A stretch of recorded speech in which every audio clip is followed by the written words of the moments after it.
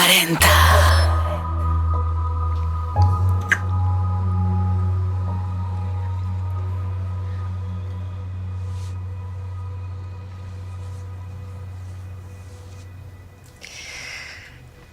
We can't do this here. What if someone comes in? Hello? Anyone here? Anyone? You just have an answer for everything, don't you? How has Hardin changed since the first movie? He's changed a lot. He'll change throughout the process of the second one too, but he's changed a lot even in the time that we don't see. So from the end of the first one to the start of the second, it's not a long period of time, but he's definitely evolved in that time, and you can see it from the first scene you see of him in the second one. You can see he's changed a little bit and continues to throughout the course of the film. And how has Hero changed since the first movie? Do you know what? I don't think I've changed at all, I'd like to think.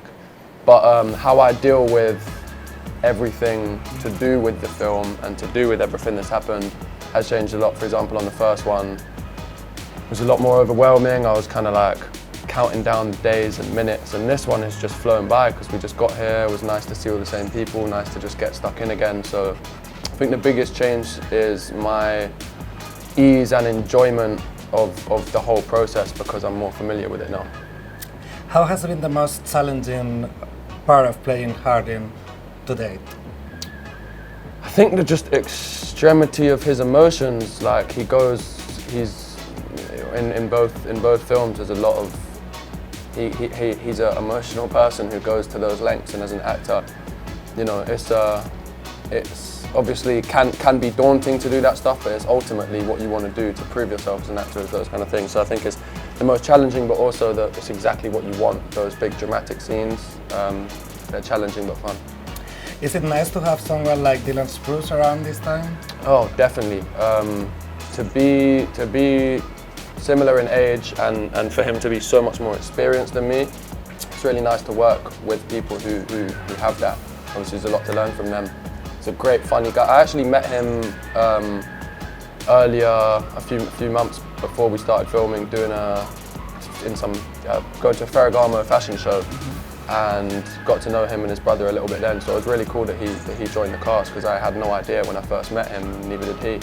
So it was really nice for many reasons. Do you see yourself playing Hardin for a third time? Well, yeah, I hope so. I hope so. Yeah, I do. I think it will happen, I believe, but we'll just have to wait and see. I want you to tell me the best and the worst thing of the huge success that you have achieved with the first movie. I don't know if I can do like best and worst, but one of the best things is the platform that this has given me to just as a launch pad for my career is incredible, and I'll forever be grateful for Anna, Todd and her fan base for giving me that platform. And the worst thing, I can't complain. The worst thing, maybe just like small sacrifices you make with like being recognised and those kind of things. But listen, yeah, it's nothing in comparison. So, what did you enjoy most while filming a movie, in general? I like the fact that you get to know and work with other people. It's kind of like a group project where you go through tough times and disagree and stuff, and by the end you come out as like, you know, good friends who went through beep together kind of thing. Mm-hmm. So there's a nice kind of family feel to it all, and the fact we've come back next year, it's really cool to have the same group of people. That, and just when you're in a scene acting, in between the words action and cut, it's probably the most enjoyable time for me.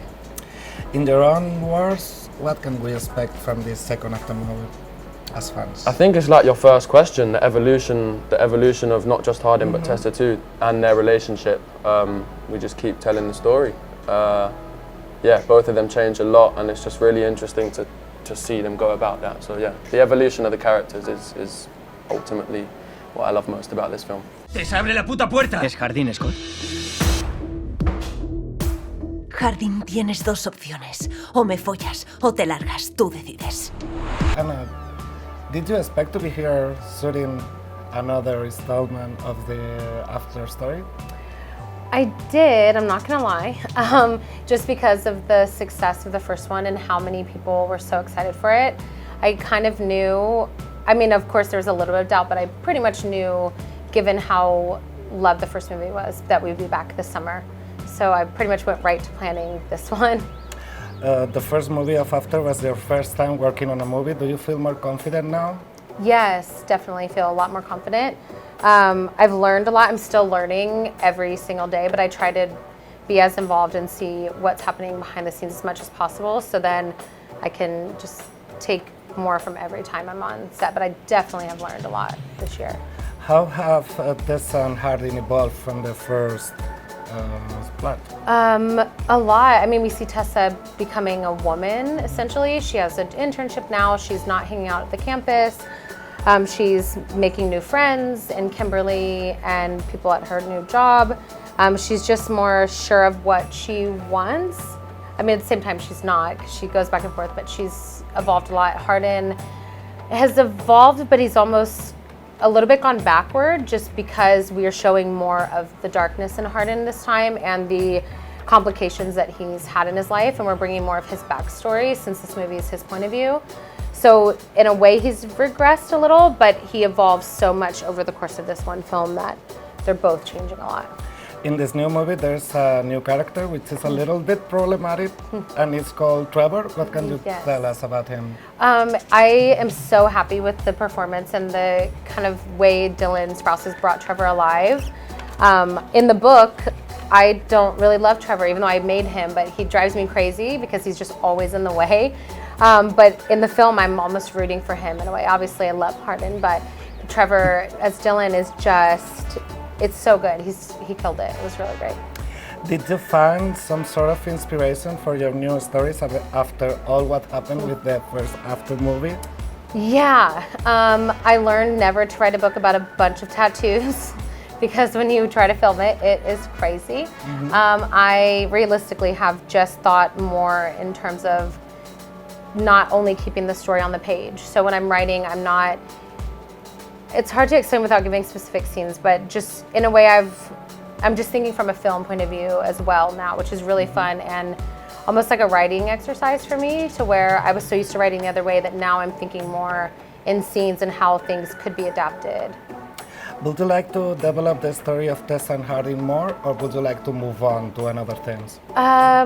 Both. Okay. Right now I'm so in the middle of Tessa and Hardin from what I did, 5 years ago.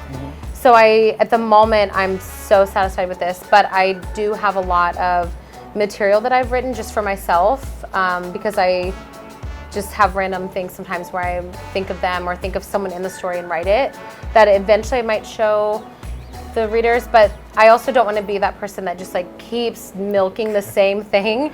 So I would love to make these films as best as possible and focus on my other books for now, and then if there's another After book in a few years or so, I'm not going to say no now, but I can't promise. So that was my next question. Do you see After as a film franchise or not? Yeah, I mean, yeah, definitely. We killed it in the first one. The second one, the film is significantly different, but in the best way.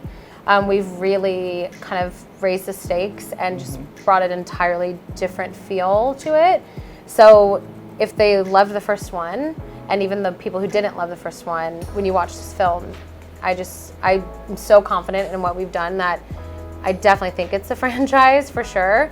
And I also think we'd have a lot of angry fans if we just stopped after this film, especially because this one is just so great from both characters. I don't want you to spoil this new movie, but what can we expect from it different from the book?